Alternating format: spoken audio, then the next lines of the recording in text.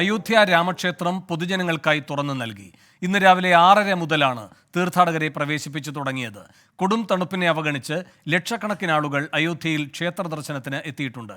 ക്ഷേത്രത്തിന്റെ സുരക്ഷാ ചുമതല CRPF-ൽ നിന്ന് ഉത്തർപ്രദേശ് പോലീസിന്റെ പ്രത്യേക സംഘം ഇന്ന് ഏറ്റെടുക്കും. അയോധ്യയിൽ നിന്ന് S. വിജയകുമാറും R. രാധാകൃഷ്ണനും കൂടുതൽ വിവരങ്ങളുമായി ചേരുന്നു. ആദ്യം R. രാധാകൃഷ്ണനിലേക്ക്. രാധാകൃഷ്ണൻ, എന്താണ് വിവരങ്ങൾ?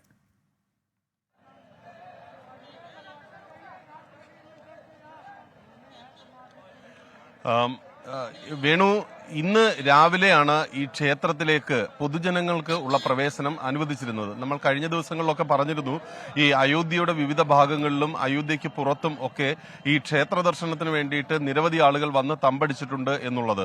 ഇന്നിപ്പോൾ നമുക്ക് കാണാൻ സാധിക്കുന്നത് അങ്ങനെയുള്ള ആളുകൾ കൂട്ടത്തോടുകൂടി അയോധ്യയിലെ രാമക്ഷേത്ര ദർശനത്തിന് വേണ്ടി എത്തിക്കൊണ്ടിരിക്കുന്ന സാഹചര്യമാണ് നമുക്ക് കാണാൻ സാധിക്കുന്നത്. രാവിലെ മുതൽ തന്നെ വലിയ രീതിയിലുള്ള ജനക്കൂട്ടം ഈ നഗരത്തിലേക്ക് വരുന്നു. ആയിരക്കണക്കിന് ആളുകളാണ് ഇപ്പോൾ ഈ ദർശനം കാത്ത് ക്യൂ നിൽക്കുന്ന സാഹചര്യം ഉള്ളത്.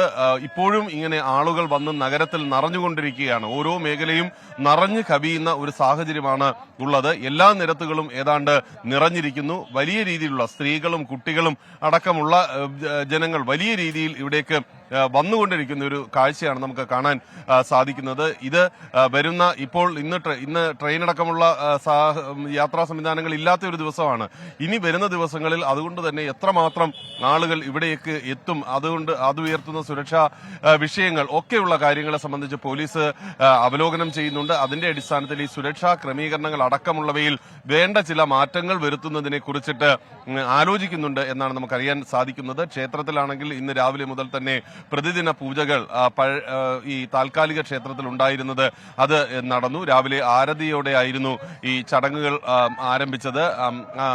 തുടർന്ന് ക്ഷേത്രത്തിലെ നിത്യ പൂജകൾ അടക്കമുള്ളവ നടന്നു. ഇപ്പോഴും മറ്റ് പൂജകൾ ഉൾപ്പെടെയുള്ളവ അത് ജനങ്ങളുടെ ഒരു ദർശനത്തെ അത് ബാധിച്ചിട്ടില്ല, അത് നടന്നുകൊണ്ടിരിക്കുകയും ചെയ്യുകയാണ്. പ്രധാനപ്പെട്ട നിരവധി ആളുകൾ ഇന്നും സന്ദർശനം ക്ഷേത്രത്തിൽ നടത്തുന്നുണ്ട്. ഇപ്പോഴത്തെ ഒരു സാഹചര്യത്തിൽ ഇന്ന് ഈ രാവിലെ 7:30 മണി മുതൽ ആണ് ഈ സന്ദർശനം ക്ഷേത്രത്തിൽ ആരംഭിച്ചത് എങ്കിൽ ഇതുമായി ബന്ധപ്പെട്ടിട്ടുള്ള ഏതെങ്കിലും നിയന്ത്രണങ്ങൾ ഏർപ്പെടുത്താനായിട്ട് ഇപ്പോൾ തീരുമാനിച്ചിട്ടില്ല. ഉച്ചയടക്കമുള്ള സമയങ്ങളിൽ ഇന്ന് ക്ഷേത്രം അടയ്ക്കത്തില്ല എന്നാണ് നമുക്ക് മനസ്സിലാക്കാനായിട്ട് സാധിക്കുന്നത്. രാത്രിയിലും ക്ഷേത്രം ഏറെ നേരം തുറക്കുന്നതിനെ കുറിച്ചാണ് ഇപ്പോൾ ആലോചിക്കുന്നത്. കാരണം ഈ ഇങ്ങനെ വന്ന് നിൽക്കുന്ന ആയിരങ്ങളെ ഈ നഗരത്തിൽ ഇങ്ങനെ ഉൾക്കൊള്ളാനായിട്ട് സാധിക്കാത്ത ഒരു സാഹചര്യം ഉൾപ്പെടെയുണ്ട്. ഇതാണ് ഇപ്പോൾ അയോധ്യയിലെ ഒരു അവസ്ഥ.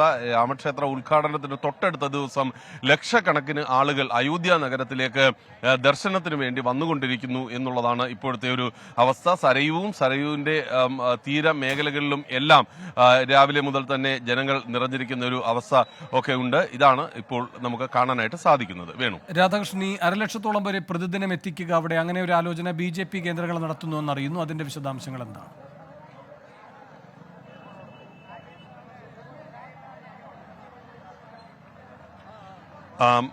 വേണു, ഈ ക്ഷേത്ര ഉദ്ഘാടനത്തിന് ദിവസങ്ങൾ കഴിഞ്ഞ് ഇവിടേക്കുള്ള തിരക്ക് കുറഞ്ഞാൽ BJP അവർ തീരുമാനിച്ചിരിക്കുന്നതും ആലോചിക്കുന്നതും എല്ലാ മണ്ഡലങ്ങളിൽ നിന്നും, എല്ലാ ലോക്സഭാ മണ്ഡലങ്ങളിൽ നിന്നും സാധ്യമായിട്ടുള്ള ആളുകളെ ഇവിടേക്ക് എത്തിക്കുക എന്നുള്ളതാണ്. രാമവികാരം ജനങ്ങളിൽ ഉണ്ടാക്കുക എന്ന ലക്ഷ്യത്തിന്റെ അടിസ്ഥാനത്തിലാണ് ആ തീരുമാനം. കാരണം അവരുടെ ഒരു രാഷ്ട്രീയ അജണ്ടയായി തന്നെ രാമക്ഷേത്രം ഒരു മത സംബന്ധമായിട്ടുള്ള വിഷയമാണെങ്കിലും അതിനെ ഒരു രാഷ്ട്രീയ തങ്ങളുടെ അജണ്ടയിൽ ഉൾപ്പെടുത്തി രാഷ്ട്രീയ അജണ്ടയായി അംഗീകരിച്ചാണ് BJP ഈ ക്ഷേത്ര നിർമ്മാണത്തിന്റെ മുൻനിരയിൽ നിന്നത്. അതുകൊണ്ട് രാമക്ഷേത്രം യാഥാർത്ഥ്യമാക്കി എന്നുള്ളത് BJPയെ സംബന്ധിച്ച് അവരുടെ അജണ്ട യാഥാർത്ഥ്യമാക്കി എന്ന അവകാശവാദം സ്ഥിരീകരിക്കാനായിട്ട് ലഭിക്കുന്ന അവസരമാണ്. ഇതിന് എല്ലാ ലോക്സഭാ മണ്ഡലങ്ങളിൽ നിന്നും സാധ്യമായ ആളുകളെ ട്രെയിനിൽ ഇവിടേക്ക് എത്തിക്കാനാണ് BJP തീരുമാനിച്ചിരിക്കുന്നത്. പ്രതിദിനം 1,00,000-ലധികം ആളുകളെ ഇവിടെ എത്തിക്കണം എന്നുള്ള ഒരു തീരുമാനമാണ് കൈക്കൊണ്ടിരിക്കുന്നത്.